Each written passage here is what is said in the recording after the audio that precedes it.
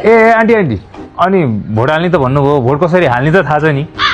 छैन एउटा बाबुले लगेर हालिदिन्छु भन्ने थियो कहाँ त्यस्तो बाबुले हाल्न लैजान्छु भनेर हुन्छ त तपाईँले त्यो भोट कहाँ कसरी कुन चिन्हमा हाल्ने सब कुरा जान्नुपर्छ ल हेर्नुहोस् यहाँ यो जुन रातो र थोरै चिन्ह भएको छ नि यो चाहिँ प्रत्यक्षको लागि भोट गर्ने हो त्यो उम्मेदवारहरू आउँछ नि हो उनीहरू भने प्रत्यक्षवाला हो अब यो धेरै चिन्हहरूवाला छ नि यो भनेको समानुपातिक हो यो चाहिँ पार्टीलाई जान्छ भोट यसमा अब तपाईँले कुन चाहिँ चिन्हमा भोट हाल्नु छ त्यो राम्रोसित हेर्नुहोस् यसमा तपाईँलाई भोट हाल्नु छ होइन अब यसमा भोट हाल्दाखेरि तपाईँले यो लाइनमा अनि यो चित्र छ नि त्यसमा भोट हाल्नु भएन खाली ठाउँ यो सेतो छ नि ठ्याक्कै त्यहाँ पार्नुपर्छ नत्र बदर हुन्छ फेरि तपाईँले भोट त दिनुभयो तर फेरि उसलाई भोट जाँदैन भोट दिइसकेपछि पनि यहाँ भोटको चिन्ह छ नि त्यसलाई नपर्ने गरिकन अब यो यसरी फोल्ड गरिदियो भने त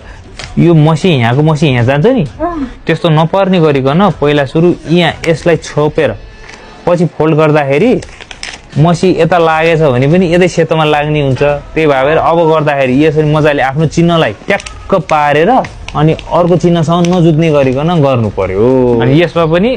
यसरी ट्याक्क पारेर यस्तो गर्यो भने तपाईको भोट बच्यो अब त जति फोल्ड गरे पनि भयो तपाईहरु पनि भोट गर्दाखेरि एकदमै केयरफुल भएर बदर नहुने तरिकाले भोट गर्नु होला बिकज एभ्री भोट काउन्ट